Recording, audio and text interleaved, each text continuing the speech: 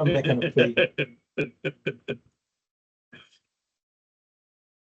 I know. Welcome, everybody.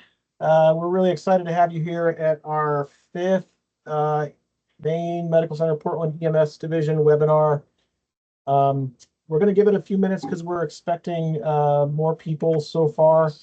Just a little plea for me to all of you. At present, our resident Joe Minicello has the highest attendance of these webinars at 95. We're looking to get over 100 today. We had about 99 folks register, so reach out to your friends and share the invite. We'd love to have extra people come. Again, we're going to give it just another minute because we're only about half the folks registered are here, and we will get going very shortly. In the interim, please take note of the slide we have on the page, and please someone let me know if you can see those slides. If you don't mind putting your name and license number, both your name as it exists, as Maine EMS knows you, plus your license number, and if you cannot put your name or license number in the chat, please email Eric Wellman with that information, using the email as listed there. We'll give it one more minute and then we'll go ahead and get going.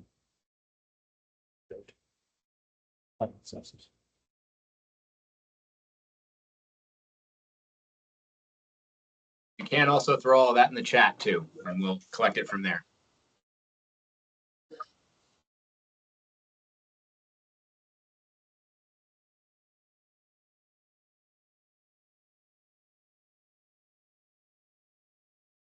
All right, folks, we'll give it one more minute and then we'll get going.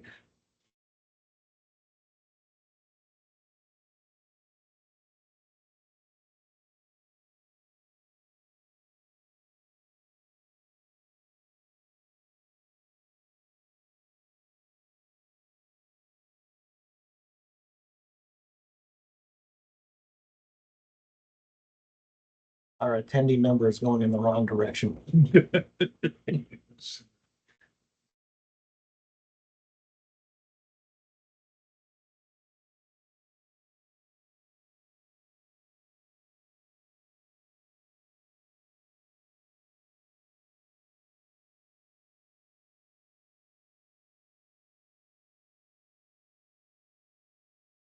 All right, well, why don't we go ahead and get going?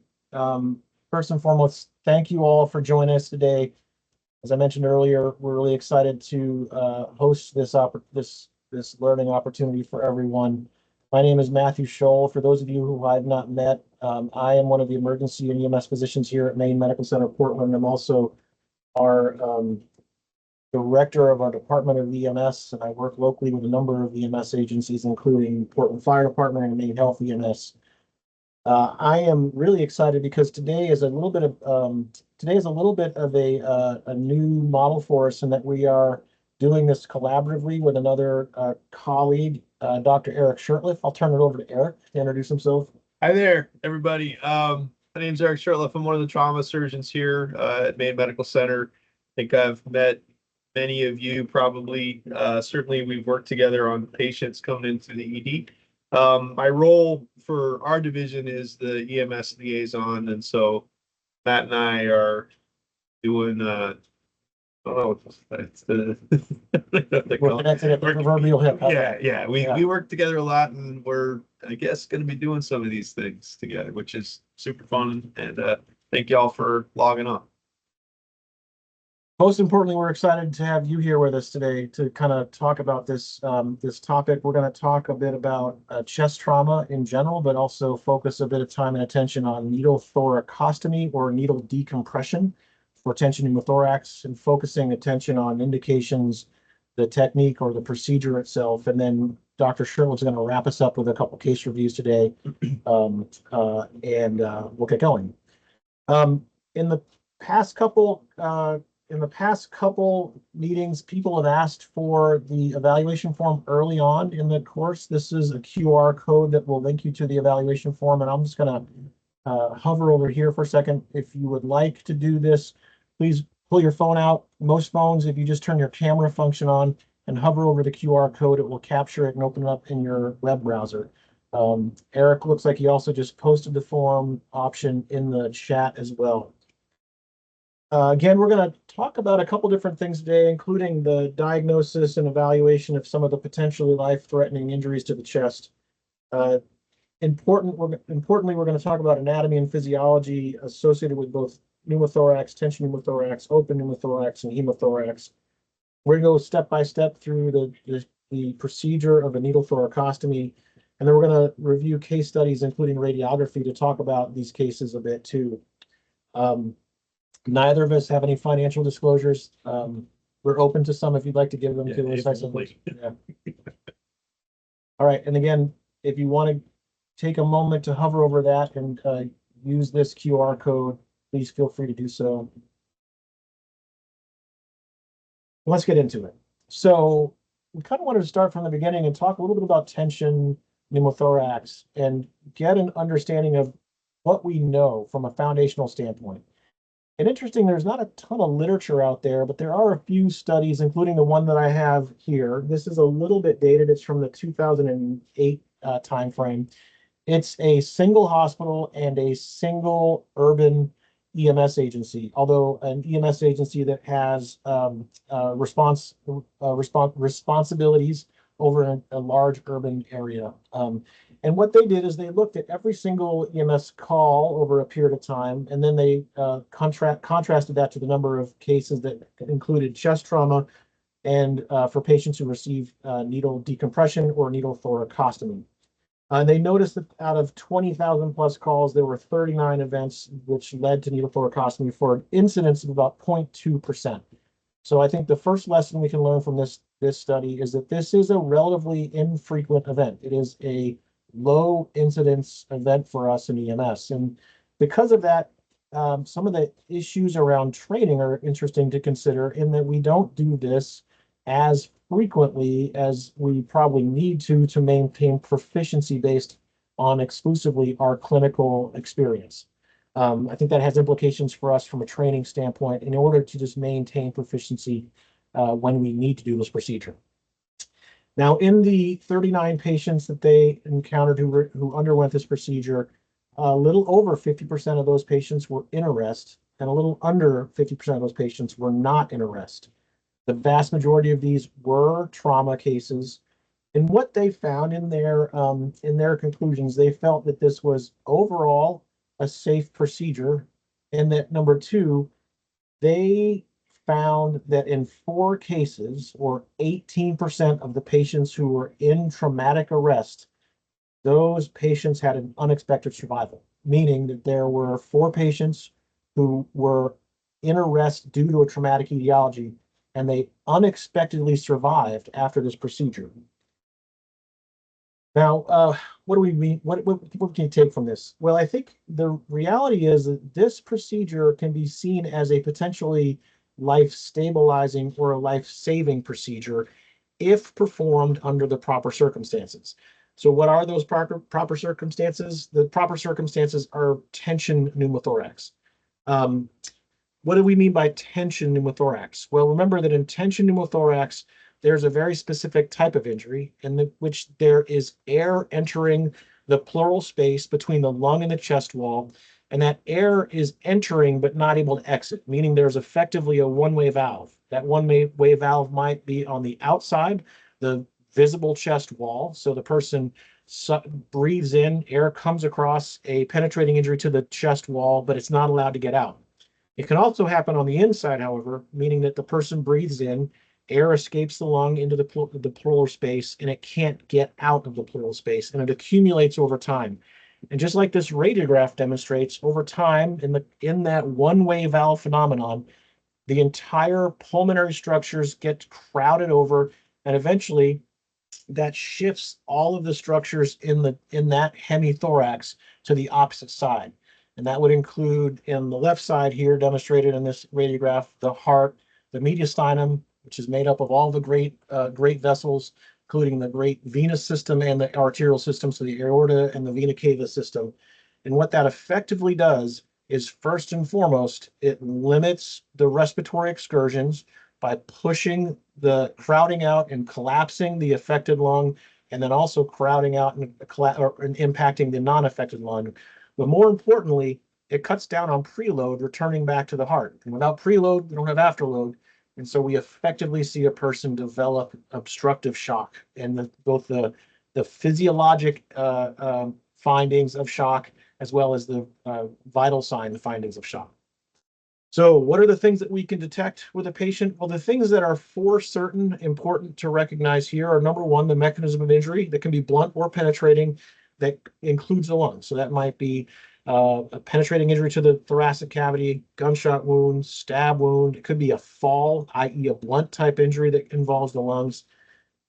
Patients with tension pneumothoraces and intention physiology will have respiratory distress. They'll be tachypnic. There'll be an obvious distress. They'll be having a difficult time breathing. They'll also have hemodynamic instability, and that can be everything from evidence of shock all the way to complete circulatory collapse and out of hospital cardiac arrest due to trauma. And that's what we found in that study from the Seattle group, is that about half of their patients who got needle thoracostomies were in arrest at that time. Later findings might include an expanded chest with limited mobility, could include jugular venous distension, could include tracheal deviation, but those are later findings. And remember that this physiology is dangerous to patients, and if left unchecked, the line between life and death can be very, very short. And so don't wait for those late findings. Use the other things I mentioned earlier: trauma to the chest, blunt or penetrating, respiratory distress, and any form of hemodynamic instability, from shock all the way up to cardiac arrest. There can be some other findings that exist in these patients. They may be hypoxic, but hypoxia is not sensitive for tension pneumothorax. Hypoxia can happen in hemothorax, it can happen in pulmonary contusions, it can happen in other injuries to the lungs. So that's not necessarily a slam dunk. And neither is absence of breath sounds. Absence of breath sounds can also happen in regular pneumothoraces, not tension pneumothoraces, and can also happen in hemothoraces. So that's also not a slam dunk finding. Really focus on the ones we talked about earlier, namely evidence of trauma plus respiratory stress and evidence of hemodynamic instability. Those are the things that will get you to the right place.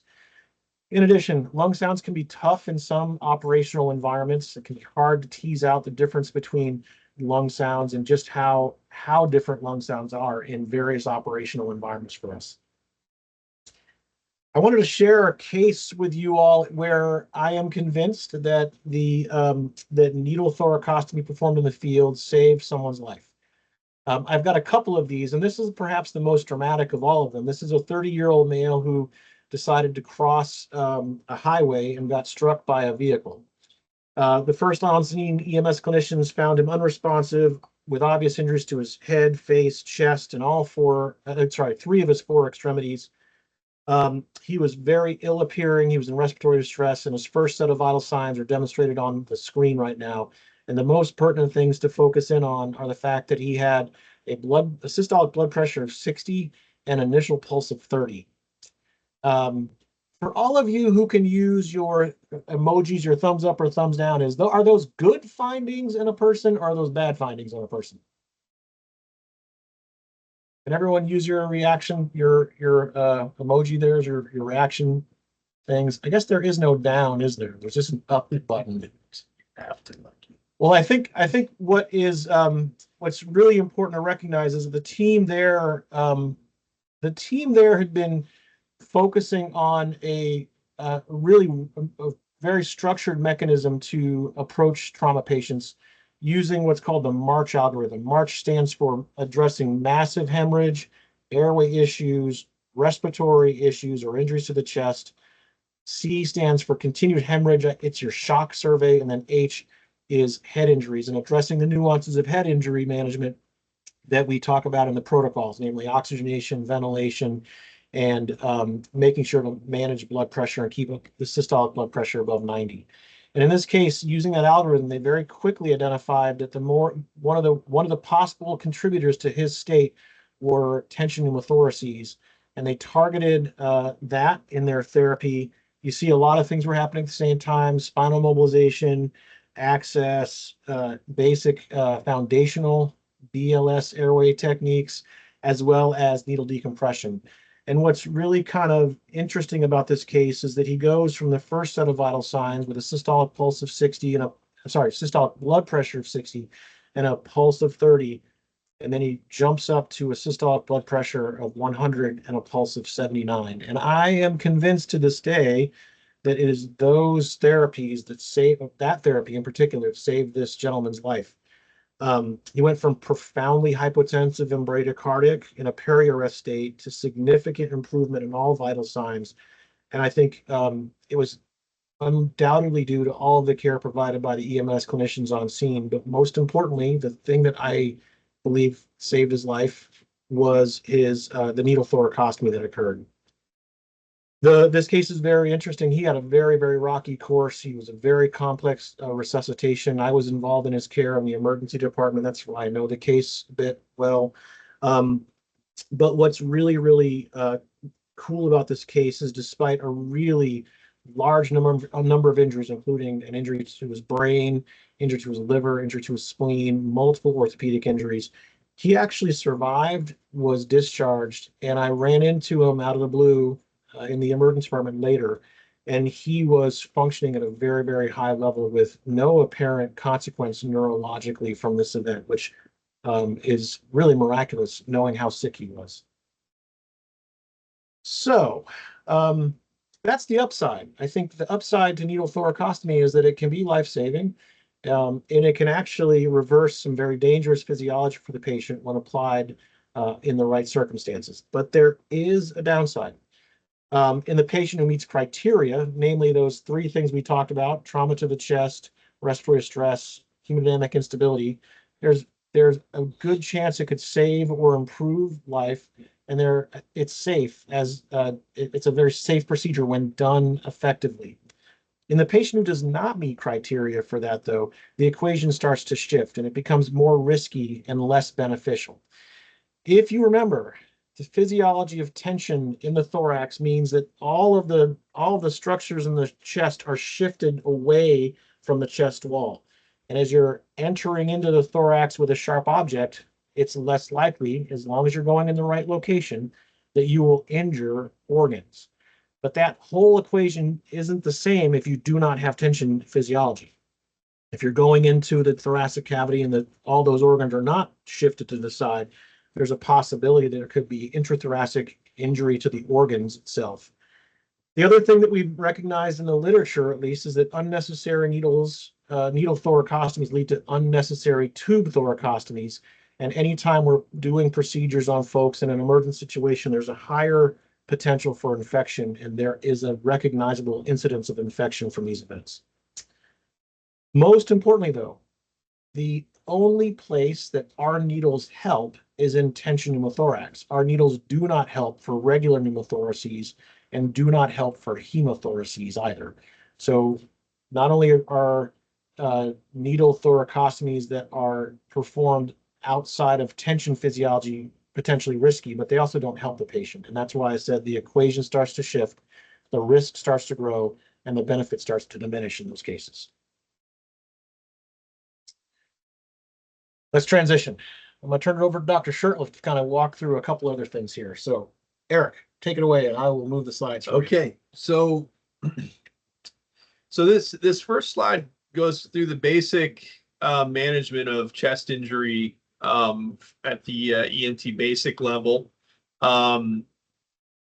Oxygen as appropriate, I think, is a little bit of a misnomer. I think I will go ahead and just put all of these folks on oxygen to give them some sort of reserve.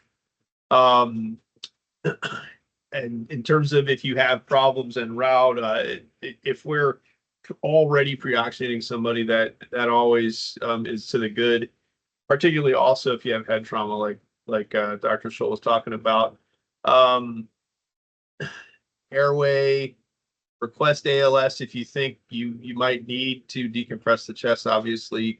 If you have an impaled object, it is important to secure that object in place and do not remove the object itself. For open chest wounds, cover with a thick, bulky dressing. There is in a few slides, we'll talk about a sucking chest wound, which can also lead to tension pneumothorax, and how to address that. Make note of a flail segment or paradoxical movement with respiratory distress. Those injuries have a higher tendency or propensity to develop into tension pneumothorax physiology. The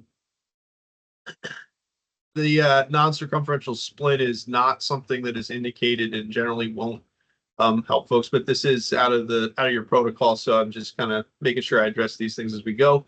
And then a 12 lead can be helpful as well, particularly if there's concern for a blunt cardiac injury. At the advanced EMT level, obtaining IV access is important, particularly also with somebody that could potentially develop tension, in that you're going to need some volume resuscitation. We know that, overdoing it with fluids doesn't help patients, but a liter may actually help you perfuse in a situation where you're developing shock. We also know that peripheral IVs are probably the most significant life-saving in pre-hospital intervention that we can do for patients. Then again, cardiac monitor and request paramedic. And then this is sort of where we get into the real discussion of the talk again, is if you, for the paramedics, for presumed tension pneumothorax, like once you've made that field diagnosis and differentiated from the other injury from other injuries or other types of chest injury, needle decompression is indicated in that case. And it's in general with the main EMS approved device. I think most crews have this. And we'll take a look at an example here in a little bit. And so probably this is 23 or 21 that you changed to the axillary approach. Around 21 time. So yeah, 1921. Yes. So around 2019-21, the mainstay protocols changed the traditional approach, which used to be the second intercostal space in the midclavicular line for pneumothorax. That was changed to an axillary approach because there was a higher success rate and higher intrathoracic placement with those. And the reason for that is that there's a lot less soft tissue in the axilla if the patient is positioned appropriately. And you're not going directly through the pectoralis muscle in the axilla. So we'll talk a little bit more about the anatomy as this goes on. But in general, we're doing in the fourth or fifth intercostal space in the axillary line, somewhere between the anterior in the axilla, somewhere between the anterior axillary line and the mid axillary line. And I'll define that anatomy here a little bit better. So this slide, can I use a pointer? This slide demonstrates a simple pneumothorax. So with a simple pneumothorax, you can see the lungs down, but we're not seeing any tracheal deviation. Most patients, especially young patients, can oxygenate with a single lung. So you may or may not even see hypoxia with a simple pneumothorax. What's happening at the physiologic level is that this space here between the parietal pleura, which is this membrane that is inside the chest wall. If anyone eats spare ribs, sometimes that doesn't get stripped off. That's that membrane on the inside of the ribs. Same thing in humans. And then there is the lung here, which is covered with the visceral pleura. And what tends to happen with rib fractures, blunt trauma, is that this tissue layer gets disrupted, and then that allows air to leak into the space, which pushes the lung away from the wall. If that pressure is lower, then what you will develop is a simple pneumothorax that doesn't progress into tension physiology. I think probably an important point to stress here is that tension is actually more physiology than it is anatomy, if that makes sense. It's what's happening it's what's happening with the heart that matters, but that's the result of the intrathoracic pressure. So again, this is simple pneumothorax without tension physiology. You do have positive pressure air entering into the space, which is enough to collapse the lung, but not enough to shift the mediastinum and actually compress the heart. At its most fundamental level, tension pneumothorax is compression of the veins, and that is the inferior vena cava, superior vena cava, is compression of those structures that compromises the preload of the heart. So the blood's not getting into the right side. It can't cross the lung and get over to the left side, and then that patient can't perfuse, and that gets so profound that they progress to cardiac arrest. And so this is kind of restating what I just talked about, how that normal negative pressure keeps the lung sliding, and keeps the lung up and on the chest wall. And then those two tissue layers maintain contact. And so when that's disrupted, the lung collapses. It can be caused by both blunt and penetrating. The most common cause is a laceration from a rib fracture. What you'll see in the field is diminished breath sounds. There may or may not be hyperresonance. I gave this talk in Biddeford, and they said, hey, it's pretty hard to percuss a chest in the back of a rig, and I get that. It's probably difficult to even hear breath sounds, to be honest. But you will. It is a clinical entity that you're going to be able to see on the monitor itself, and you should notice some difference between the two chests, between the two hemithoraces on auscultation. There's no tracheal deviation. Again, that's a late finding intention, but the trachea is midline. They may be hypoxic, but not always. And in general, and this is the real differentiator, their blood pressure is normal. You're not seeing hypotension with these folks as a result of the chest injury. And so now we do move into tension. So this little typo here. So this is tension physiology. You can see this kind of stuff Dr. Sholl already pointed out. You can see the mediastinum is shifting away from the injured side. And you can see as that occurs that there's compression on the heart and the great vessels returning to and leaving the heart.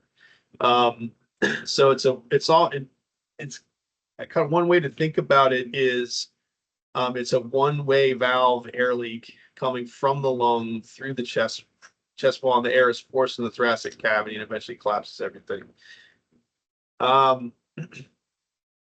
We've highlighted it here again. The thing that truly differentiates tension is, again, the physiology, and that's hemodynamic instability.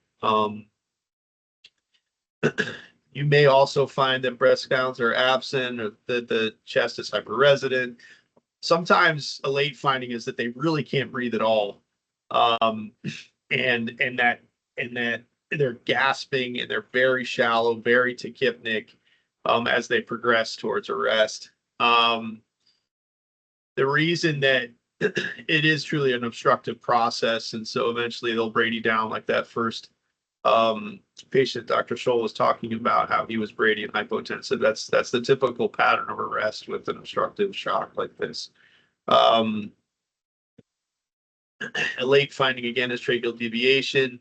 You will see venous distension, and the reason for that is the pressure is so high in the chest it overwhelms the venous pressure returning. So not only is there no blood coming back down from the head, there's no blood making it back up from the rest of the body through the inferior vena cava. So essentially that chest is so pressurized, no blood can get in or out.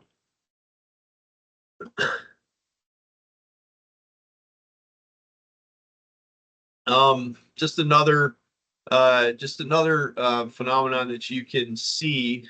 This is more with penetrating injury.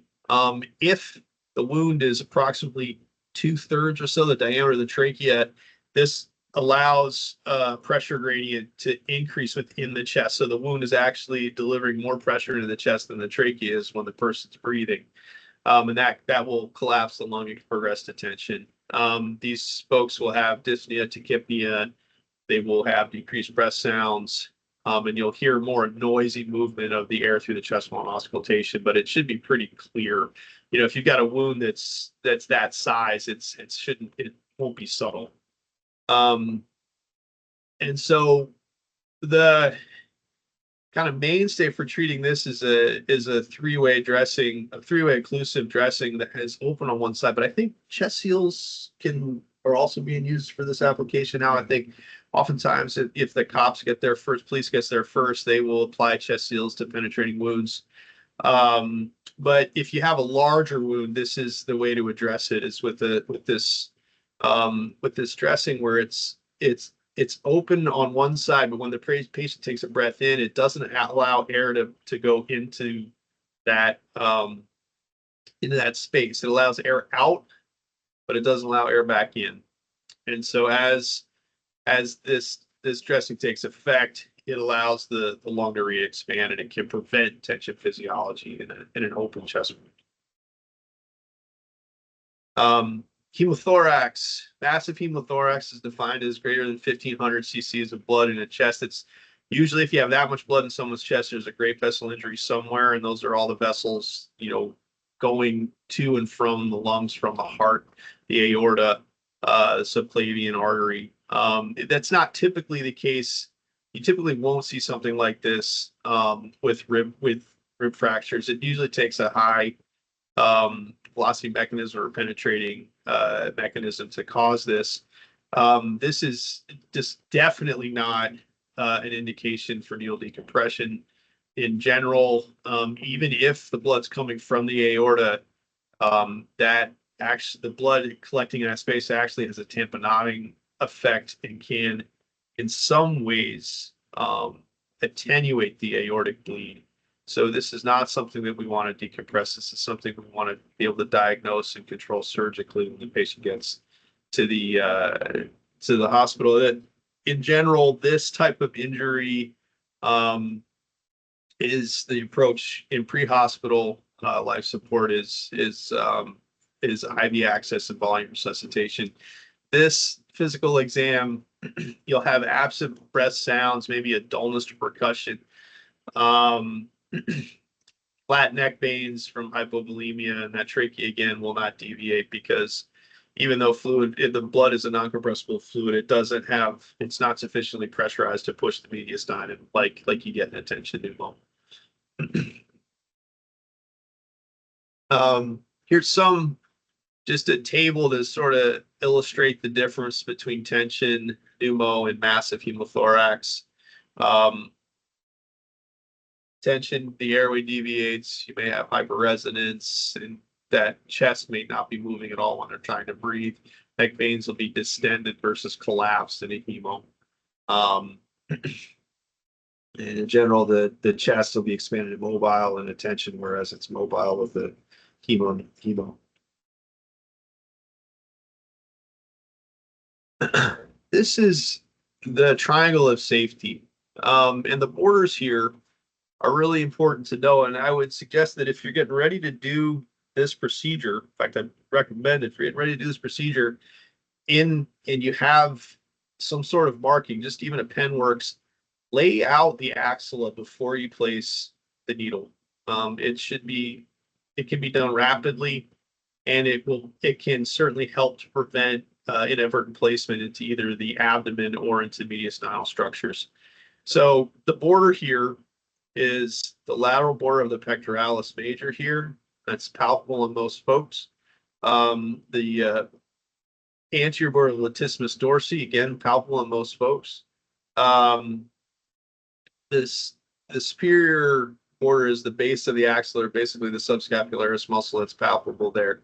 But really the thing to focus on is, once you have the anterior line defined and the posterior line defined, there is a mid-axillary line that goes right in between those two.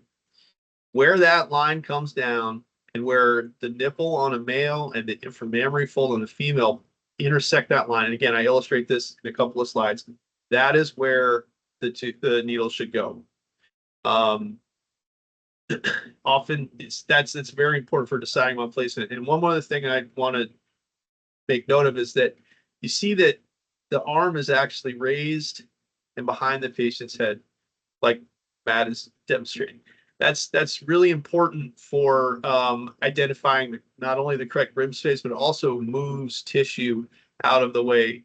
Some of us, myself being an example, have collected a lot more extra tissue over the years in my armpit than I used to have. But if you notice and check on yourself, as you raise that arm and put it up behind you, you can feel the fat kind of move out of the way.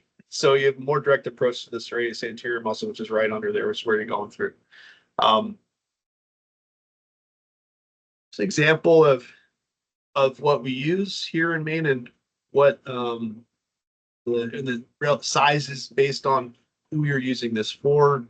I hope dearly hope that you never have to do this for a newborn or an infant or child, really anybody, but in general, they're very short for kids.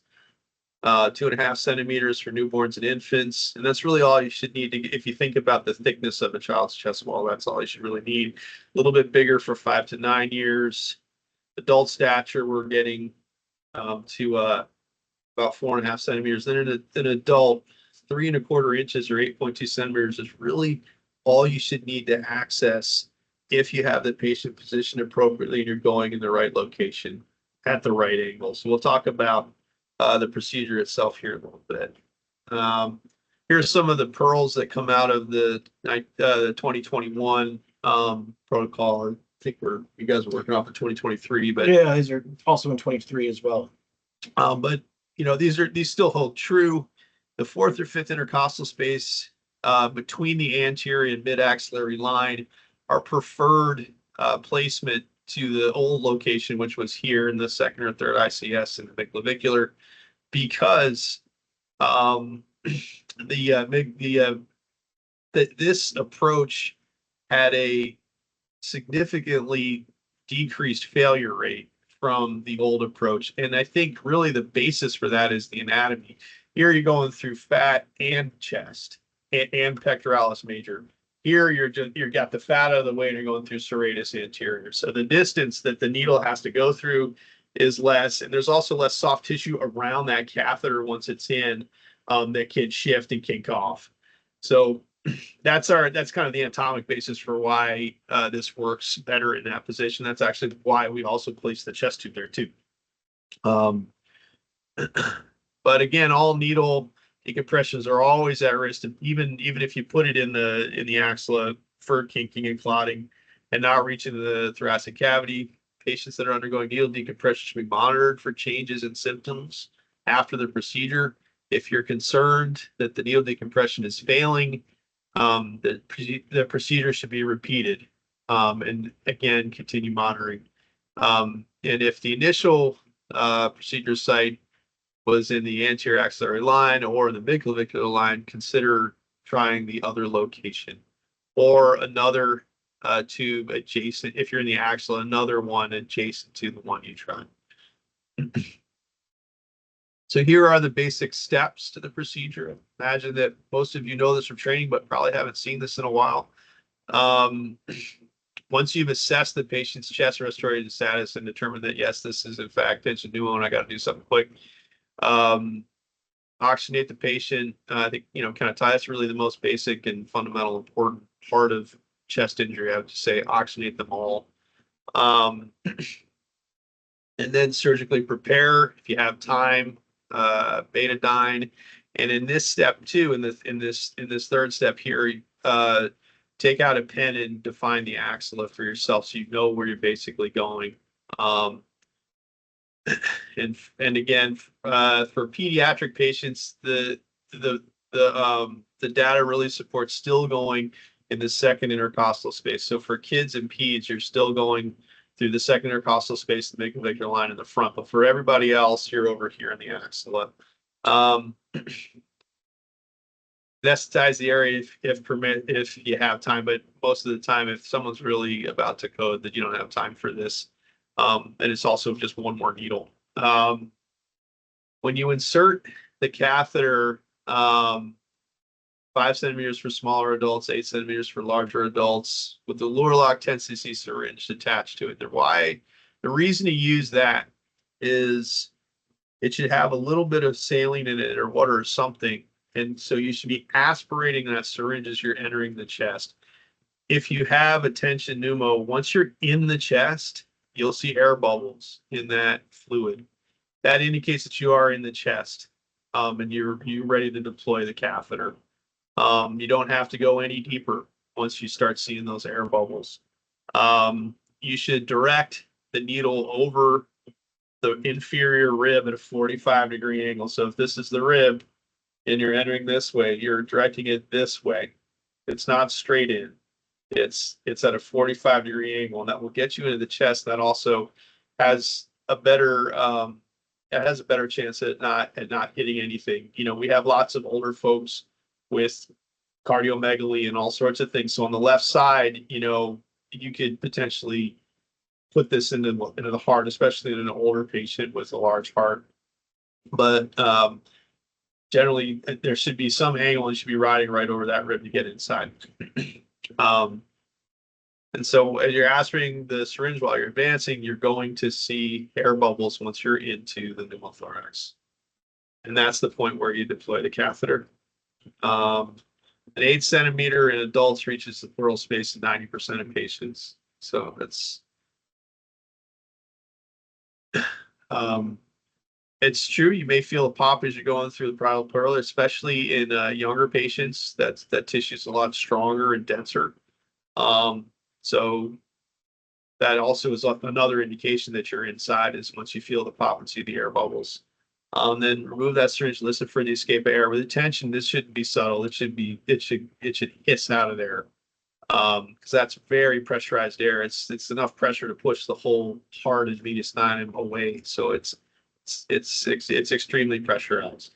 In your experience, what is the patient experience as you're releasing tension in the thoracic cavity? You know, they go from to it's really I think I probably had maybe maybe a handful of true tension in the trauma bay, but it's pretty incredible, like how they go from like they literally cannot breathe, they cannot take a breath, and then they're able to actually breathe again. You hear this big rush of air. What, you know, if we're doing a chest tube in the emergency department, we'll see a big rush of air coming out.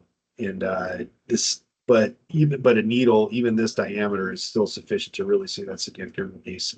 You'll feel it. You'll feel air, rushing out of the catheter, and they will, like, pretty much instantaneously, their hemodynamics will recover and they will start breathing. Maybe not normally, but they won't be going at like 45 a second or a minute without any sort of excursion.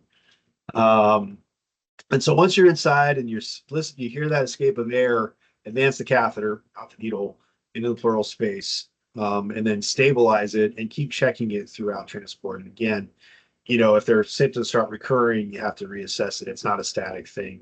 And once it's in, it's done. And in our training for the residents, you know, once that tube is, you actually have needle decompression, the very next move is to get a chest tube in, because we know that the needles are good for maybe, for the catheters be good for maybe 15 minutes to a half an hour before it will occlude somehow or kick somehow. And I don't know, like with the newer stuff that we're using, if that time gets prolonged. I don't really know the length.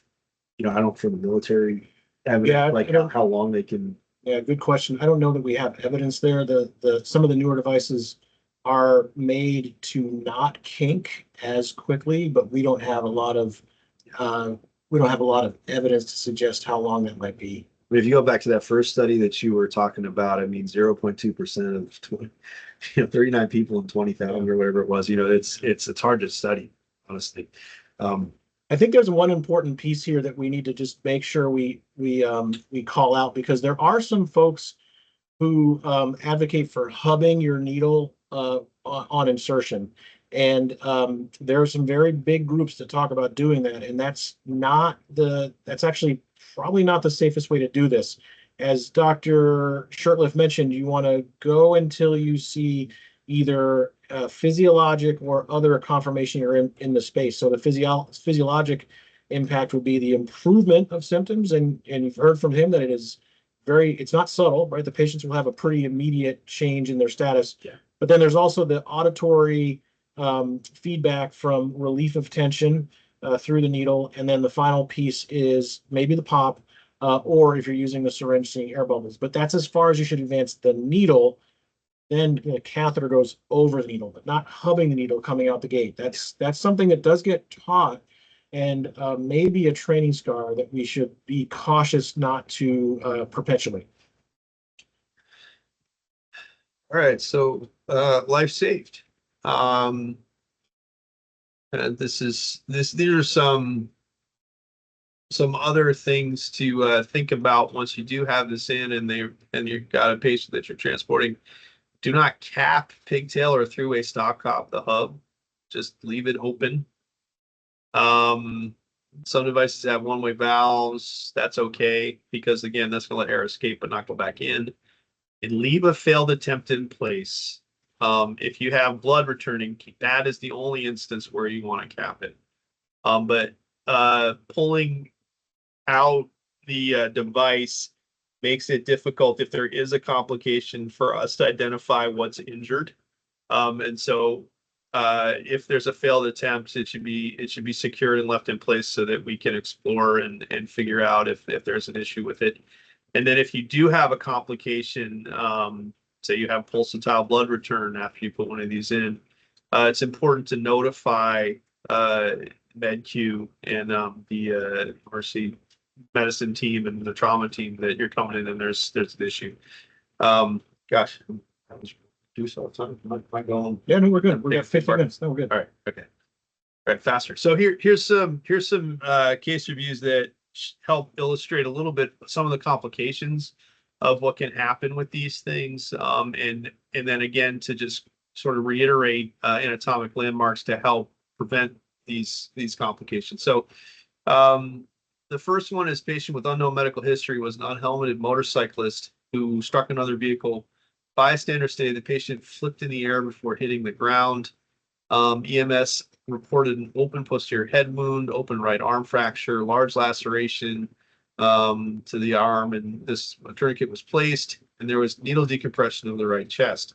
Patient was taken EMS by EMS to Southern Maine in Biddeford, and then intubated, given a unit of uncrossed red cells, some saline bolus, 3% for the head injury, and then Keppra for seizure prophylaxis. Then was transferred from Southern Maine to Maine Medical Center. His injuries were multiple. Did have aspiration pneumonitis. There was a trace right apical pneumothorax after the needle was placed. Obviously, there was significant traumatic brain injury as well, the subdural subarachnoid. But here in bold is sort of the issue that we're talking about here. It's percutaneous decompression. The needle was in the right lateral chest wall, but the tip was terminating in the central right hepatic lobe. So it had kind of traversed the pleural space and entered the liver, and was also hubbed. So there was thankfully no evidence of acute vascular injury to the arterial portovenous systems on a triple phase CT scan that we got to kind of look at what was going on. And so this is radiographically what we saw. You can see the lungs completely up. There was maybe a little trace here on the scan, but this is the needle entering the chest. And you can see we're kind of well below the right hemithorax, and this is entering actually through the 7th intercostal space. So ideally, if you have true tension physiology and you're placing one of these, you're going to be 6, 5, 4. 4 or 5 is where this needle can do the most good. But you can even see here on this patient how that 5 is still getting pretty close to the it's still getting pretty close to the diaphragm, and so in terms of your landmarks, if you have the nipple line in a male, that helps you figure out how high you're going to be on the chest, and inframammary fold in a woman. But that's once the arm's up here, because you'll notice that the inframammary fold, the nipple, all move superiorly with placing the hand here. So that's one very important part of positioning for this that will help avoid going too low is if you get the arm up and over, and then also a hand in the axilla, the patient's own hand, if you can imagine where that is, that's also a really good reference for height. You will not be too low if you use the width of the patient's own hand with the arm down, and then as we position and go up like this, that's pretty much going to get you in line with where you want to be. I was just playing around. There's this new function I just learned Oh. on Teams, but this also is a nice demonstration of why going at the 45-degree angle might be beneficial, because if you go in perpendicular, you could potentially clip the dome of the diaphragm there and the liver underneath it. And I'll say here too, you notice that the angle actually was pretty good on this. It was the right angle. We were just 3 rib spaces too low. And so here you can see the tip of the catheter centrally in the liver. So the postscript on this is a right axillary decompression catheter into the liver via the 7th intercostal space. I think we've made this pretty clear at this point, but again, the only indication for doing this is field decompression in the field is tension pneumo. I had previously talked about the presentation here. There was some. Here I didn't really get super specific, but the patient really did not have tension physiology. That was really the other piece of this. He was hypoxic, but had breath sounds, and there was no hypotension in this particular patient. So even moving to placing the needle wasn't indicated. So this is case review number 2. Patient fell approximately 30 feet from a ladder. On scene, he was unresponsive. His heart rate was 120. His blood pressure was normal, and his SATs were 70. So he was hypoxic. The first responder EMTs were ventilating the patient with a bag valve via the nasoprotective airway. The only other pertinent physical exam findings were actually related in the run sheet. No JVD, the trachea was midline. There was no paradoxical chest wall motion. However, a right-sided chest decompression catheter was placed by the axilla, and they thought that breath sounds had somewhat improved. Then a second was placed in the midclavicular, and then at that time, oxygenation improved. Probably what was going on here is that the supplemental oxygen was doing its work because again, this patient did not have a tension pneumothorax. And then you can see from the radiology here, the CT scan, the catheter did make it into the chest here, but then it went across the chest and ended up in the liver again. Here's the tip. This is about, and this from the skin to where the tip is about 6.5 centimeters. So if you think about that, it's an 8-centimeter catheter. There's 2 centimeters outside, but even that short catheter gets you this far into the liver. So there's always, there's significant potential for harm, even with something that's not even in all the way. So this went to the dome of the liver itself, and again, it went through the 7th intercostal space. And my guess is that this has a lot to do with positioning. I think you're much less likely to put it too low if the arm is up and that you've marked your axilla out. But we don't like again, 7th intercostal, the same situation as case 1. Last one here. So this patient was found down in the road after was struck and run over by a vehicle, sustained blunt thoracoabdominal trauma. He developed decreased breath sounds on the left, and a needle decompression device was placed in the field with pulsatile blood returned. The catheter was capped after this paramedic let MedQ know what had happened. The CT chest demonstrated the decompression needle was in the heart. Patient went emergently to the OR and underwent median sternotomy, cardiac repair, and bilateral chest tube placement. So, again, also like on skinny folks too, on healthy individuals, the potential for harm is even more significant. So here you can see the catheter entering into the chest. And then it's also, and then you can see the tip right here in the left ventricle. That's the measurement. So this is, again, this one's hubbed. This is one of the 8-centimeter devices. And it's hubbed, and you can see the signal here.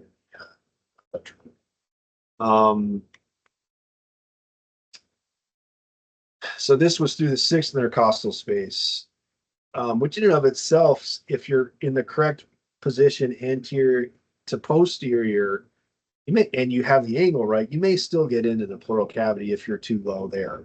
But the problem was more so that it was much too far anterior. And we'll take a look in I actually have a picture from the trauma beta so we can show kind of where this was in relationship to the landmarks that we've been talking about. So placement was anterior to the anterior axis line, it was inferior to the nipple line. But the response to the complication in the field was absolutely appropriate. The catheter was capped. When pulsatile blood was encountered, it was secured in place. It wasn't pulled out or stabilized, and there was good, closed loop communication with the receiving emergency medicine team and trauma team. So this is where this catheter ended up. And just to illustrate again, this is the anterior axis. This guy had really good anatomy, actually, just for showing with the mouse. The anterior axillary line is here at the lateral border of the pectoralis. Posterior axillary line is here at the anterior border of the latissimus. So the mid-axillary line is here, and the nipple line is here. So this catheter should have been right about there. Okay, right about there. So I chicken scratched it in there, but yeah, so this is how you tell how high to be. The nipple in males, inframammary fold in females, and then this is again posterior border of the pectoralis. That's the anterior axillary line. Anterior border of latissimus. That's the posterior axillary line. This green line straight down the middle, that's the mid-axillary line. So this catheter should be right in there. And if you put it there and you have a true tension pneumo, you will not you will be safe and you will save a life. These are my references. Awesome, folks. Eric, thank you so much. And thank you. We- Thanks for inviting me. We're really excited to, one of the things we've been talking about, Eric and I, it's a little bit dangerous to put us in the same room together because we start getting excited about other things to do. And one of the things that we're really excited to do is we've been talking about novel ways to teach this, to actually get skills training. And so please keep your ears open or keep your ears to the ground as we start thinking about this. We've got a couple ideas we've been spinning around, but as we create more novel ways to share these training opportunities that enforce these skills, we'll let you know. And then we'll keep in touch with you as we work through some of these those logistics of putting those types of opportunities together. We're really excited. We've been talking with Eric Wellman, and I have been talking with Eric Shurtleff and a number of others, including Leah Mitchell, about some new future opportunities for education that we'll be sharing with you in the near future. One thing I do want to also do is, again, bring this slide back up. And while you all are hovering over this, this evaluation QR code, which we really appreciate, your comments are really, really helpful as we continue this series of lectures. But one other thing I want to offer and suggest or to introduce to you is something that Eric Wellman has put together.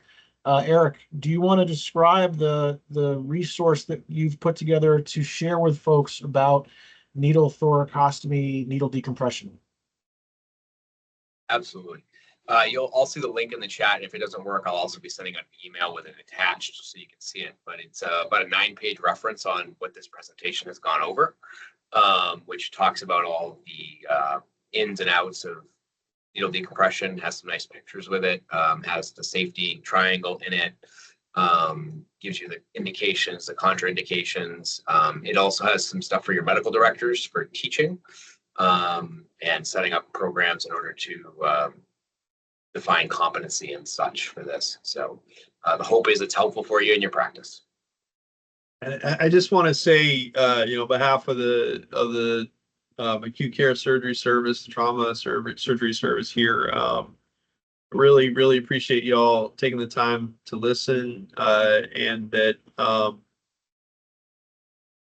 we are kind of recognizing that there has been a sort of lack of contact over through COVID from our division with you all. And the goal is to change that so that, we have ongoing training and cooperative, collaborative things for all these patients that we take care of in Maine. So thank you for your partnership. And I hope to meet you all at some point if I haven't already.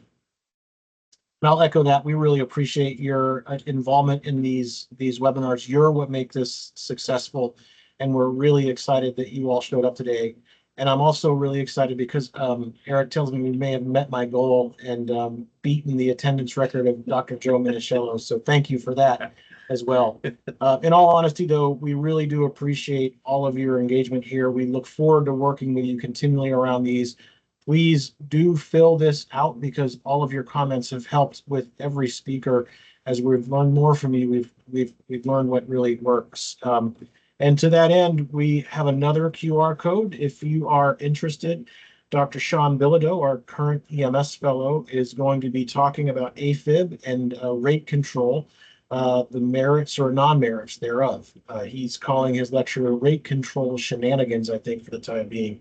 But if you hover over this will bring you to the registration page there. For all of you also, Eric had sent out 6 months ago a survey regarding your thoughts for topics in the future.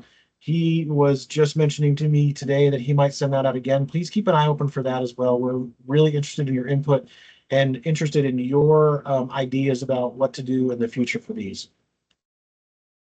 And with that, thank you. Thank you all very much. Thank you for what you do every day. Thank you for collaborating with us. We're really excited about this. Thank you for attending, and be safe. We'll talk to you in the near future. And if we can do anything to help you out, please let us know. Take care, everybody. Thank you.